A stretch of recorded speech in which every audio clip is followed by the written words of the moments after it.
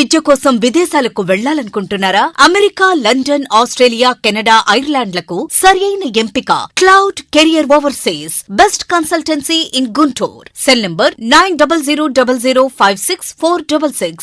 Sir, మరోవైపు రొయ్యి రైతులు విలువల ట్రంప్ టారిఫ్ ఎఫెక్ట్ పడిందా? ట్రంప్ టారిఫ్ ఎఫెక్ట్ అంతకుముందే ఉంది, అది చాలన్నట్టుగా ఇప్పుడు ఇంకా ఈ మధ్య పెంచేసరికి ఇప్పుడు రొయ్యలు పంపే వాళ్లకు 59% అవుతున్నది ట్యాక్స్.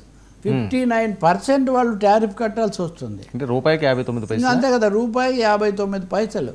దాంతో రొయ్యల రైతులు చాలా బాధపడిపోయి అసలు ఆ వ్యాపారమే ఒక విధంగా సంక్షోభంలో పడే పరిస్థితి వచ్చింది. ఇంకో ఆశ్చర్యకరమైనది ఏమంటే ఆక్వా ఎగుమతుల్లో ఆంధ్రప్రదేశ్ చాలా అగ్రభాగం. దేశంలో పంపించే వాళ్ళల్లో సగానికి సగం రైతులు రొయ్యలు ఇవన్నీ మన ఆంధ్రప్రదేశ్, అక్కడి నుంచి ఆంధ్రప్రదేశ్ నుంచే వెళ్తాయి. ఉదాహరణకు 20% సుంకాలు ఇదివరకే ఉంటాయి.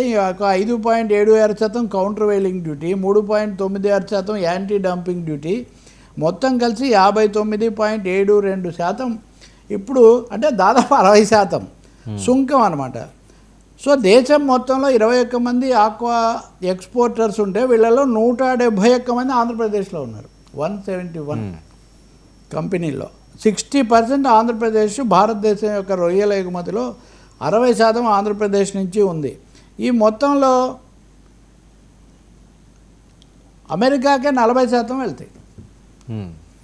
మీకు ఎప్పుడైతే ఎక్స్పోర్ట్ మీకు 100 రూపాయలది 160 రూపాయలు అవుతుందో వెంటనే మీకు పోటీ కాంపిటీషన్ తినంతట్లో మనం దెబ్బతినే ఒక పరిస్థితి. పైగా అక్కడ లేదు కాబట్టి ఇక్కడ వీళ్ళ దగ్గర నుంచి తీసుకునే మధ్యవర్తులు ఆ వ్యవస్థ వాళ్ళు కూడా నిర్లక్ష్యం చేస్తూ మొత్తం ఒక దీంతో మీకు తెలుసు కదా, గోదావరి జిల్లాలో ఆక్వా ఎక్స్పోర్టు, ఆక్వా జోన్స్ అవన్నీ కూడా మొత్తం అక్కడ ఆర్థిక జీవితము, సామాజిక జీవితం కూడా దీని మీద ఆధారపడి ఉంటుంది. ఎప్పుడైతే ఇది ప్రతిష్టంభనలో పడిపోయిందో ఒక విధంగా అది చాలా తీవ్రమైన ప్రభావం పడిపోయి చాలా ఇబ్బందికరమైన పరిస్థితి వచ్చింది. భారతదేశం నుంచి అయితే మేము ఇంకా రొయ్యలు కొనము అని అమెరికాలో చేసేవాళ్ళు. ఎందుకంటే ఇంత భారీగా మేము ఎక్కడని. పోనీ ట్రంప్ ఏదన్నా అంటే మనం ట్రంప్ది కూడా తర్వాత మాట్లాడచ్చు. ఆయనేమే ఇంకా రెచ్చిపోయి పిచ్చి పిచ్చిగా పెంచడం తప్ప ఆయన తగ్గించే అవకాశం లేదు. ప్రభుత్వాలు ఏమైనా రిజర్వ్ ఫండ్స్ అవి పెట్టి కొంచెం ఆదుకుని ప్రత్యేకమైన నిర్ణయాలు చేస్తాయంటే ఆ పరిస్థితి కూడా ఏమీ కనిపించడం లేదు. దాంట్లో చాలా ఆందోళన వెళ్ళిపుస్తున్నారు. మొత్తం ఇవన్నీ మూతపడేటట్టుగా ఉన్నాయి.